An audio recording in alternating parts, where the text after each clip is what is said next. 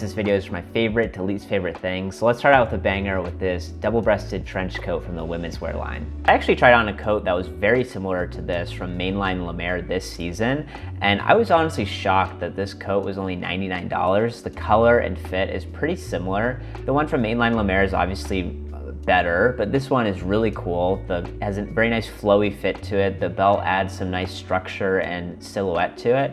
Overall, the fabric is pretty nice. The color is like this kind of grayish, greenish blue color. And yeah, just a lot of pretty nice details on it for, again, a $99 coat. Next up, some dark wash Selvedge jeans. And these are honestly pretty nice. For 50 bucks, I think these are really nice for like a beaded pair of jeans.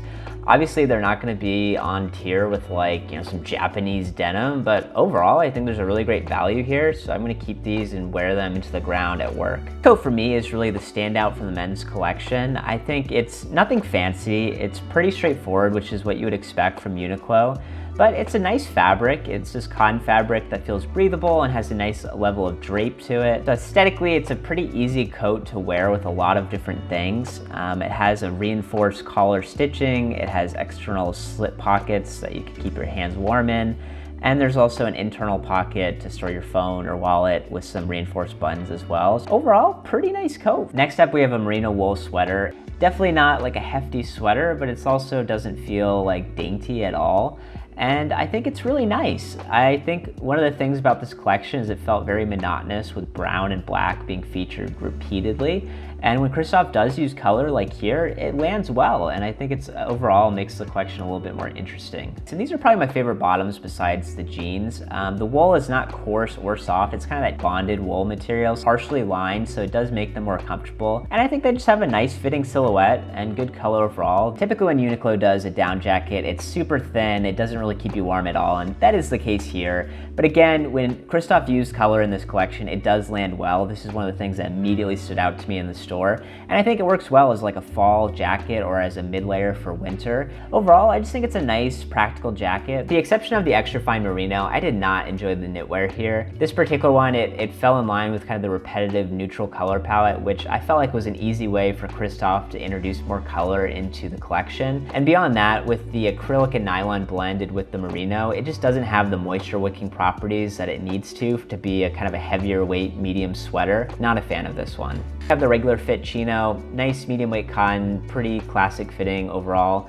Really nothing to get excited about, but if you do need something like this, it could be a good option. This one's really impressive. It has different hues of blue that give it some visual interest. The metal buttons are a nice touch. And of course, you just have the orange stitching throughout with some triple stitching on the shoulder and armholes. As far as fit, I think it fits pretty well. It is oversized, but I think it's to a point. It has a purpose for being oversized and it fits well where it needs to. Except we have the wide fit work pant, which is inspired by like a fatigue style pant. And they're in this medium cotton and kind of a nice drape to them. Personally, I would recommend going for something from like Orslo or Engineered Garments or even Stan Ray. I find that fatigue style pants are super wearable and it's worth spending a little bit more money on, so I'd probably pass. Next up is this flannel work jacket, and I thought it was nice. The fabric feels good on the skin. The fit is somewhere between like a blazer and a work jacket. I will say with something very simple like this, there's not really anything unique, and there's a lot of stuff already out there on the secondhand markets from brands like, again, Engineered Garments or Orslo that you could find on Grailed for a really good deal. So I'd probably encourage you to look for that, but I do think this is still a pretty good value for what it is.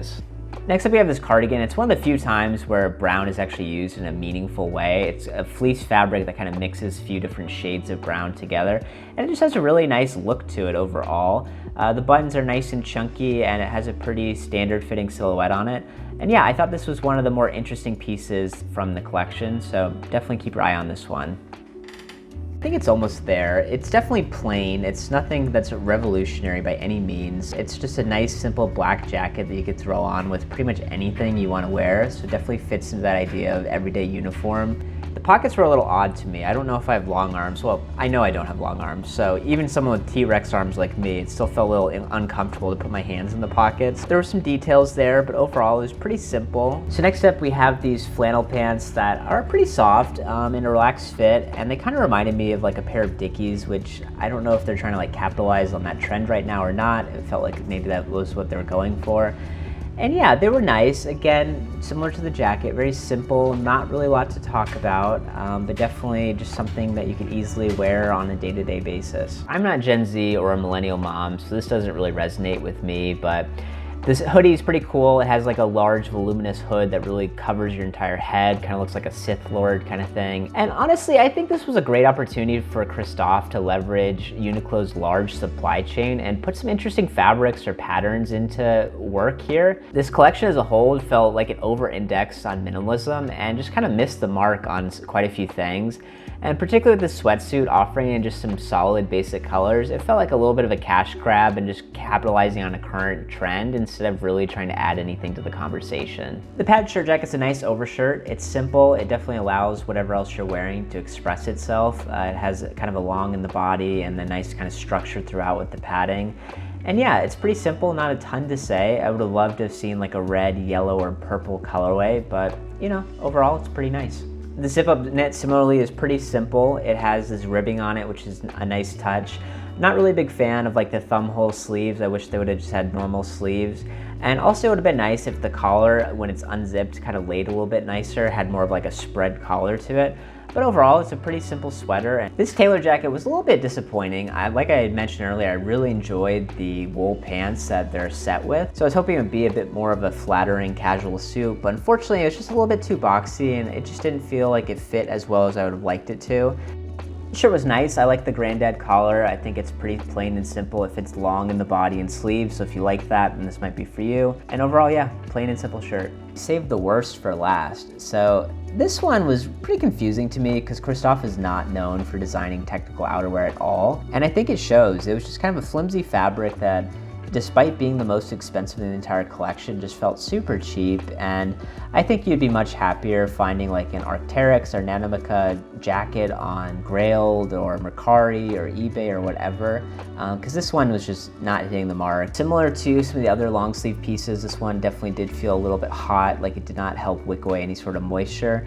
The purple plum color I thought was great. You know, Christophe has a great sense of color. I don't know why that was not shown more throughout the collection. Lastly, just some plain khakis, really nothing to say here. If you need something for work, these are a good option.